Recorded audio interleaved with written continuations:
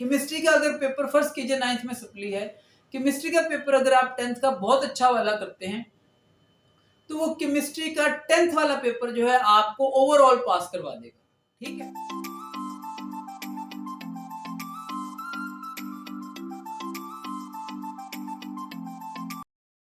रहीम अल्लाहुम्मा सल्ली अला सय्यदना मौलाना मुहम्मद व अला आलिहि व सहाबिहि वसल्लम। 10th क्लास वाले जो बच्चे हैं उनका 9th का रिजल्ट आ गया है और मेजॉरिटी का बुरा रिजल्ट आया है। 1,53,000 लोग फेल हो गए हैं। ठीक है जी, तो अब वो बच्चे जिनकी सप्लियां आई हैं वो इस चक्कर में हैं कि शायद 40 दिन बाद हमारा सप्ली का पेपर होगा और हम पास हो जाएंगे, दोबारा मेहनत करें, हम 10th पढ़ें कि 9th पढ़ें। ओ भाई मेरे 9th क्लास की सप्ली नहीं होती है। ठीक है, आप अगर 10th क्लास पढ़ रहे हैं तो आप 10th ही पढ़ेंगे और ये जो 9th क्लास की जो आपकी सप्ली आई है ये अब आप 9th के एनुअल के अंदर जो है अपनी सप्ली क्लियर करेंगे। ठीक है, अच्छा, और दूसरी बात ये कि आपके पास अभी 18 अक्टूबर तक का टाइम है। अगर आपको कोई 5-6 सप्लियां आई हुई है 9th की और आप अपना रिजल्ट कैंसिल करवाना चाहते हैं तो 18 अक्टूबर तक आप बोर्ड के ऑफिस में एप्लीकेशन देते हैं कि हमारा जो रिजल्ट कैंसिल कर दें और हमने दोबारा से 9th करनी है। 2 बातें ये होगी। तीसरी बात मेरे बेटे ये है कि अगर आपके फर्ज कीजिए केमिस्ट्री में, फिजिक्स में बहुत बुरे नंबर आ गए हैं, ठीक है जी, तो आप अब या फर्ज कीजिए आपकी केमिस्ट्री में सप्ली आ गई है। ठीक है जी, तो अब आप परेशान बैठे हैं कि सप्ली आ गई है, अब मैं 10th की तैयारी करूं कि 9th की करूं। तो आप अगर ध्यान से 10th की तैयारी करते हैं ना तो अभी 10th के आपके पास मेरे बेटे 60 मार्क्स पेपर के हैं और 30 मार्क्स आपके पास प्रैक्टिकल के हैं, यानी 90 मार्क्स अभी आपके हाथ में है। और ये जो टोटल रिजल्ट आया ना आपका 9th का, ये 50% भी नहीं है, ये 38% रिजल्ट आपका आया है। अभी बाकी सारा का सारा आपका तकरीबन 62% जो है रिजल्ट आपका अभी पेंडिंग है। तो इतना डिसहार्ट होने की जरूरत नहीं है। जो गलतियां आपने की है 9th में वो दोबारा ना करें। केमिस्ट्री का अगर पेपर फर्स्ट कीजिए 9th में सप्ली है, केमिस्ट्री का पेपर अगर आप 10th का बहुत अच्छा वाला करते हैं तो वो केमिस्ट्री का 10th वाला पेपर जो है आपको ओवरऑल पास करवा देगा। ठीक है, आपके टोटल केमिस्ट्री में मार्क्स बनते हैं 150। ठीक है, 60 मार्क्स 9th के, 60 10th के और 30 प्रैक्टिकल के। 150 में से पास होने के लिए आपको 50 मार्क्स चाहिए। तो ओवरऑल रिजल्ट के अंदर अगर आपके 50 मार्क्स आ जाते हैं तो आपकी ये सप्ली ऑटोमेटिकली क्लियर हो जाएगी।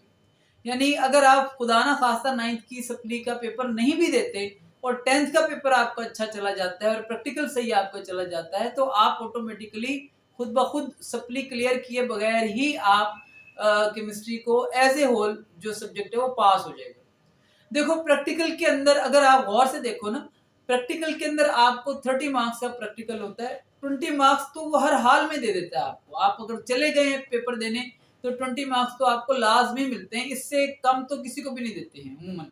ठीक है जी, तो 20 अगर आपने थोड़ा सा भी पढ़ा है, कॉपी बनाई है, वाइवा आपको थोड़ी बहुत डेफिनेशन आती हैं, 20 22 समथिंग 20 मार्क्स तो आपके आ जाते हैं। ठीक है जी, उधर आपके पास 60 मार्क्स का पेपर पड़ा हुआ है अभी। ठीक है जी, अगर आपने डेफिनेशन ही अच्छे तरीके से कर ली हैं, लॉन्ग आपको नहीं आते, ठीक है जी, एमसीक्यू आपने कर लिए हैं, कोई शॉर्ट क्वेश्चन आपने अच्छे वाले कर लिए हैं, कोई यार 60 में से अगर आपके कोई उधर जो है 20-22 नंबर भी आ जाते हैं तो 9th में आखिर आपके 15-20 नंबर तो होंगे, इतने तो नैले नहीं है आपके, आपके 2-3 नंबर ही हों। ठीक है, तो चले फर्ज कीजिए आपके 10-12 नंबर वहां पे भी हैं तो ये ओवरऑल आपके 50 मार्क्स जो है बन जाते हैं। यानी आप किसी ना किसी तरह जो है वो पास हो जाएंगे इंशाल्लाह। लेकिन ये कोशिश करें कि आप किसी ना किसी तरह पास ना हो, अच्छे वाले नंबर लेके पास हो। अच्छा, फिर कुछ बच्चे ऐसे हैं जिन्होंने कोई उम्मीद लगाई थी कि वो जो है कोई लेंगे 480 490 नंबर और नंबर उनके आए हैं कुछ 430 420, वो भी बैठ के उन्होंने पिटना डाला हुआ है, उन्होंने अपने घर में दरवाजा कुंडी बंद की हुई है। ठीक है जी, और वो दो मन के आंसू बहा रहे हैं। जब पढ़ने का टाइम था तब तो वो पबजी खेल रहे थे। ठीक है जी, और जब मार्क्स आए तो अब वो रोने बैठ गए। तो मेरे बेटे बात को समझे, अब उनके लिए भी ये ऑप्शन है कि अगर वो 10th के पेपर बहुत अच्छे दे लेते हैं तो जो 9th के पेपर उनके गंदे हुए हैं वो जब फर्स्ट एनुअल पेपर होगा 2023 का वो उसमें इम्प्रूव कर सकते हैं। ठीक है, 9th के पेपर भाई दोबारा इम्प्रूव कर लेना। ठीक है, आप तो लाइक बच्चे हो, आपको क्या मसला है, एक बार रिवाइज करोगे, हो सकता है पिछली बार बैड लक हुई हो। हो सकता है इस बार एग्जामिनर कोई अच्छा हो, कोई बीवी से लड़के ना बैठा हो, ठीक है जी, कोई मेरे जैसा हो, ठीक है जी। तो कोई खुश मिजाज एग्जामिनर भी हो सकता है, कोई मोहब्बत से चेक करने वाला भी हो सकता है, कोई मैं एक बार हम बीए के पेपर चेक कर रहे थे, मैं और सर होकर बैठे, बीए के पेपर चेक, इस्लामियात के पेपर आए, तो पंजाब यूनिवर्सिटी के पेपर थे, तो एक लड़की ने लिखा, खुदा का वास्ता मुझे पास कर दो, मेरी 3 बार मंगनी टूट गई, मेरा बीए पास नहीं होता, मेरे ससुराल में कोई मुझे कबूल नहीं करता, खुदा का वास्ता नहीं तो ये मंगनी भी मेरी टूट जाएगी, अबू बकर साहब मुझे देखे और मैं उन्हें देखूं, ठीक है जी। तो फिर हमने बहरहाल उसको पास कर दिया कि चलो इसकी तो शादी हमारी तो हो नहीं रही, ठीक है जी। तो हमारी बहरहाल हो गई थी, उसी की दुआ लगी होगी।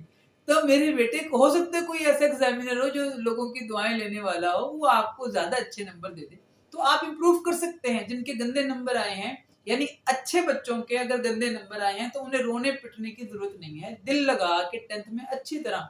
और सुनो, इस बार 10th में ये भी हो सकता है कि कंसेप्चुअल पोर्शन जो है वो जरा ज्यादा आए, ठीक है जी। अगर कंसेप्चुअल पोर्शन ज्यादा आ गया, खास तौर पे फिजिक्स का, तो मेरे बेटे आप तो एक सिंपल डेफिनेशन का रट्टा आपसे नहीं लगता, तो कंसेप्चुअल वाला काम तो थोड़ा मुश्किल हो जाएगा। इसलिए मेहरबानी करें, आज इसे पढ़ना शुरू कर दें, ताकि आपकी जो पिछली कमी है वो पूरी हो सके।